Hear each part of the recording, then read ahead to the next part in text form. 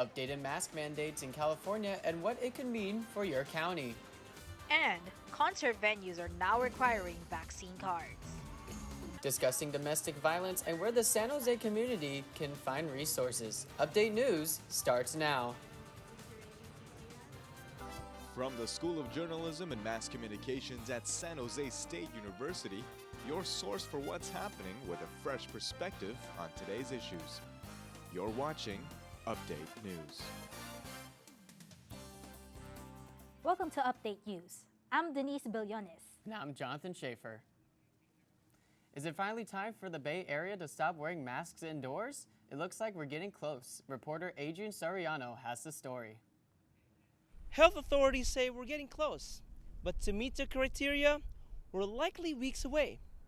Bay Area health officers are working on a plan so you can retire those indoor masks.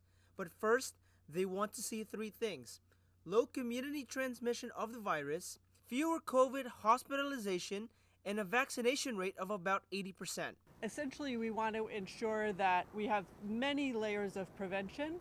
We want to make sure that the vaccination layer is really robust before we peel back the masking layer.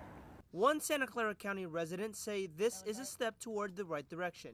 I feel like we are getting really closer to getting back to a normal world.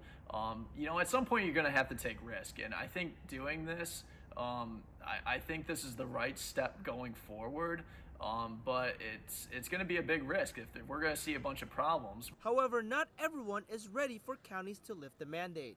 Well, I personally don't think that we should be in a rush to have any mandates lifted. I think the masks are doing what they can and doing their job to protect us. And I feel like, maybe we're going to be digressing in our progress if we lift the mandate. Marin County health officials announced last Friday that they will join San Francisco County in easing mask mandates in some way this week if cases and hospitalizations continue to drop. But some residents say they will continue to mask up indoors even if it's no longer a requirement. If the mandate does get lifted, I am, just for a safety precaution, because right now we are still currently in a pandemic. It's one of those situations where you'd rather feel safe than sorry. I'm absolutely going to be wearing my mask in public places, especially restaurants and shopping malls and things where we're all enclosed indoors. As of now, Santa Clara County health officials have not lifted the mandate, but numbers show we could be just a few weeks away. In Santa Clara, I'm Adrian Soriano, Update News. Planning to go to a concert this weekend? Beware, a new state public health order says you have to show proof you've gotten your COVID-19 vaccines. Reporter Vanessa Tran has a reaction. Nightlife in the Bay Area is coming back, and people are coming back out to see their favorite artists. These fans packed Shoreline Amphitheater in Mountain View to see Miami rapper Pitbull in concert. But it comes as California has just instituted new rules for large gatherings. Concert goers will need to get their vaccinations if they want to attend social events again. That means you have to show an image, a QR code, or a physical copy of your vaccination card to get in. Some venues will also allow you entrance with a negative COVID test if it's within 48 to 72 hours of the event. Some fans say they're okay with that. I think being vaccinated is the only way people can stay safe while still having fun. A year ago, we couldn't even do these things, so the least we could do is follow the rules. The new rule comes as some Bay Area counties are approaching nearly 100% of residents having at least one COVID vaccine. But the state's director of the Department of Public Health says the extra steps needed.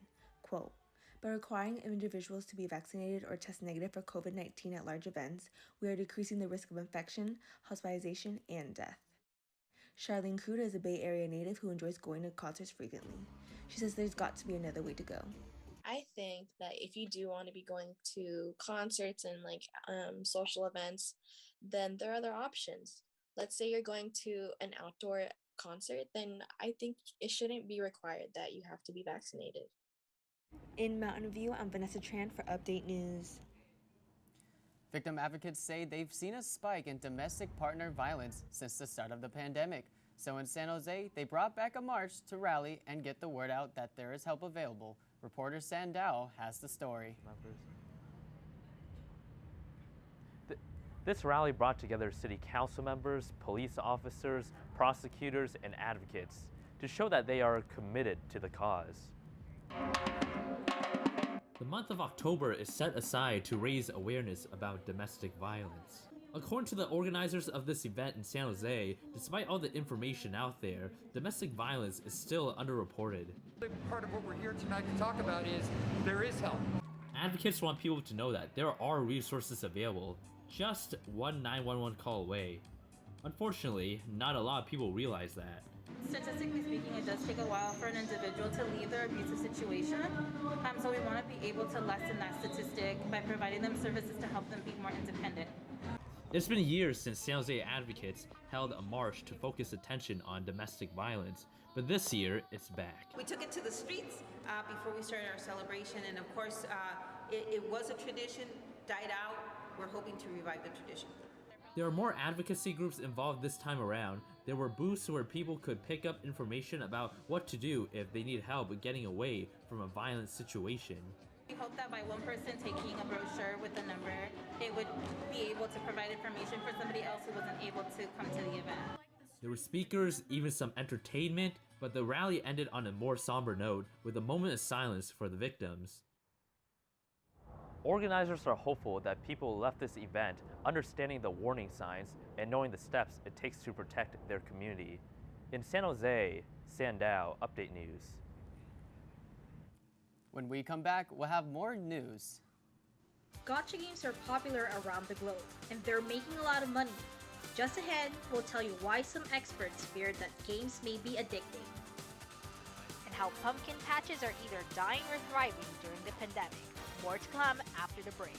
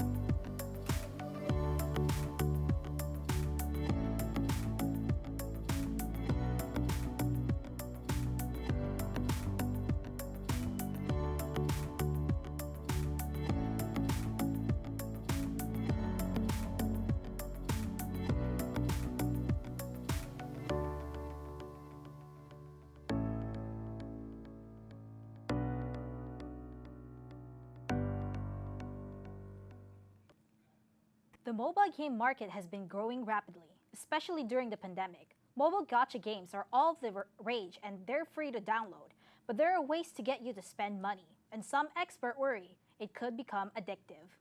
Gacha games are dominating the mobile gaming industry right now.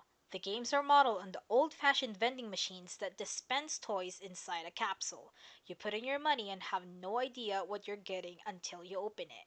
Gacha games work similarly. You spend money to open loot boxes and collect virtual items. You use the cards or characters to battle other players. The highest ranking collectibles are hard to come by.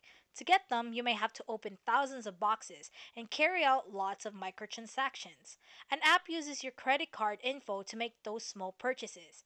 Players say it's exhilarating. I can't deny the feeling that I want this character when I see them.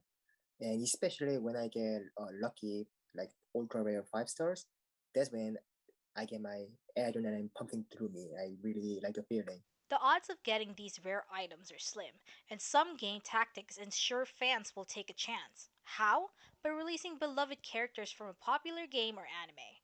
But some players get hooked and end up spending a lot of money. Gambling falls into one of the most powerful schedules of reinforcement, which is that we don't know when the reward is coming. So it's what we call as psychologists, a variable ratio schedule, which means that we're going to keep going because we don't know when it's coming, but it could come at any moment.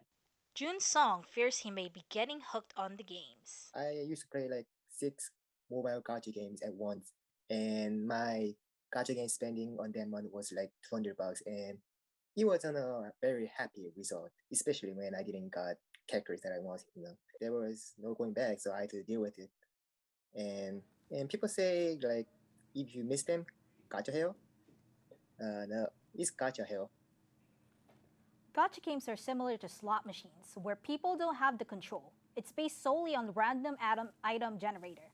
Others may argue that it can lead to heavy addiction since people can't resist the urge to spend money on the rare game items. And okay. Halloween is likely already on your radar. Along with it comes the tradition of carving pumpkins. But some annual pumpkin patches aren't open because of the pandemic. That has left some families going in a search of the great pumpkin patch for a Halloween adventure. Ivan Garcia has the story. Ardenwood Farms in Fremont has offered a pumpkin patch, a hayride, and other popular fall events for years, but their last pumpkin patch was back in 2019 and it won't be taking place this year either. An employee from the Ardenwood Farms who spoke to us off camera said the usual people that conduct the patch haven't even called to discuss having one. From what I heard, there are no plans for the normal people to do the patch. Annual visitors to this patch will have to search elsewhere for pumpkins. Luckily, there are still some patches that are up and running. Over in Saratoga, Queen's Pumpkin Patch is open and ready to serve the public. The site is offering pumpkins of all shapes, sizes, and colors. They also have a cow train, petting zoo, and other fun family events. Destiny's a little camera shy, but she seemed pretty pleased. I'm having a lot of fun. The cow train is super fun. The Queen's Patch was open last year. Manager Scott Bradley says he found ways to make it run a little bit smoother even during the height of the pandemic. We're growing all of our own pumpkins in the back. We've never really done anything from an agricultural standpoint, so we've added pumpkins this year. Bradley says they are following CDC guidelines and are trying to do everything they can to make it a safe, fun family event. More families want to get out and do things in a safe and outdoor way and be socially distanced, but also, have things to do with their families that are festival and, festive related. In Saratoga, Ivan Garcia, Update News. When we come back, Game 5 tonight is a go, and the excitement is running high for the final playoff game between the Los Angeles Dodgers and the San Francisco Giants. Just ahead, I'll introduce you to some of the diehard fans. The SJSU hockey team hits the road. We'll take a closer look at away games for pay-to-play sports teams. Stick with us.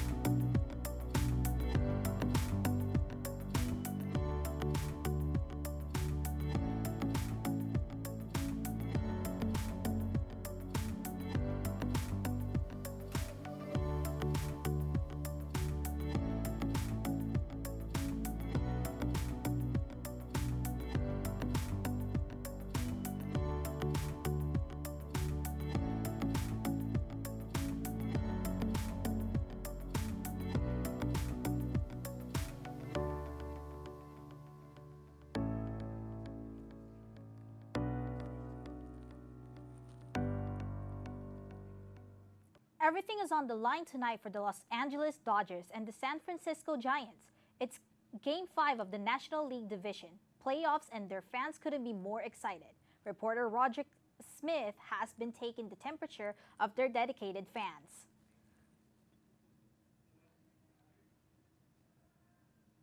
This is an historic North-South rivalry where we're surprised to learn just how far the fans are willing to go to support their team. A lot of San Jose State University students are divided between the two teams. Many students from Southern California are cheering for the Dodgers, and the ones from the Bay Area are going for the Giants. Michael De Rueda shows his commitment to the Giants by driving 6 hours to Dodger Stadium for Game 3. I predicted a Giants win, but, it's me being biased of my own team because if the Giants win today, they move on and the Dodgers go home. And I want that to happen so bad. The Los Angeles Dodgers have the biggest targets on their back since they won the World Series last year compared to the Giants who won in 2014. Dodger fans are excited to see their team go against the Giants this early in the season, and they hope to see their teams advance to the next round. Dodger fan Anthony Perez says the excitement began at Dodger Stadium when the fans discovered the boys in blue were going to play the Giants. The game was very lively. The energy is definitely there. You can definitely tell the fans want it again, and I feel like that reflects off the players' performances based off the first game. As the games continue to get tougher, the fans' enthusiasm was through the roof. Dodger fan Michael Smith says he believes the Dodgers have a good chance of going all the way, winning a back-to-back World Series. As a Southern California native myself, I will be rooting for the Dodgers. That winner takes the game of 5 back in San Francisco tonight at Oracle Park. It is underway at 6 in Southern California. I'm Rodri Smith, Update News. The San Jose State Spartans hockey team finally started their 2021 season in Santa Clarita against UCLA. I traveled with the team, and this is how it all went down. The Spartans departed on October 8th to head to Santa Clarita to take on the University of California, Los Angeles, driving 4.5 hours to stay at the Hampton Inn, where players would game plan and keep loose before the matchups and hang out. I mean, being surrounded by the guys pretty much all the time, it really just helps you build a bond. Brings everyone together, so everyone figures out personalities and who people are more. The Spartans played here at the Cube, the new home of the Bruins, both nights on the weekend for the first matchups together as a team.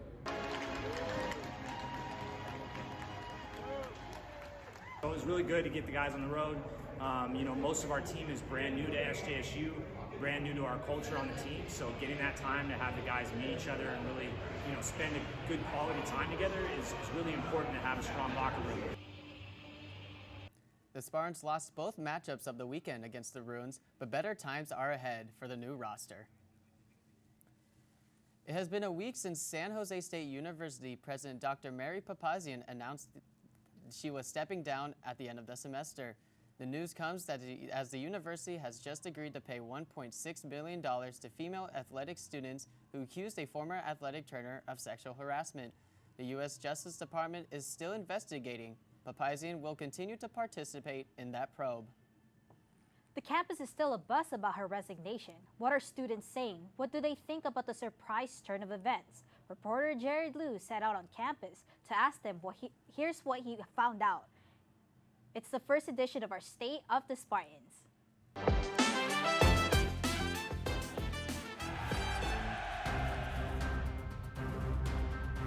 I find it appalling that it is not taking effect immediately. It's rather at the end of the semester. I don't understand why that's being allowed to happen when we currently have different sports going on right now. And if this happens to anyone else, they're not going to feel comfortable speaking up. I do know that somebody that did speak out, that was faculty, that was in a higher position here on campus, was fired because of him speaking out and trying to help the students. And yeah, I believe that her position, she was done. Kind of expected because the investigation's been going on for such a long time. I think it's a little bit of a weird situation just because it was you had to do your own individual research and digging on different platforms just to actually find any information about it. I find that as students we only got about 1 or 2 emails about it, and I haven't really found any revenues to kind of learn more about what's going on within the community.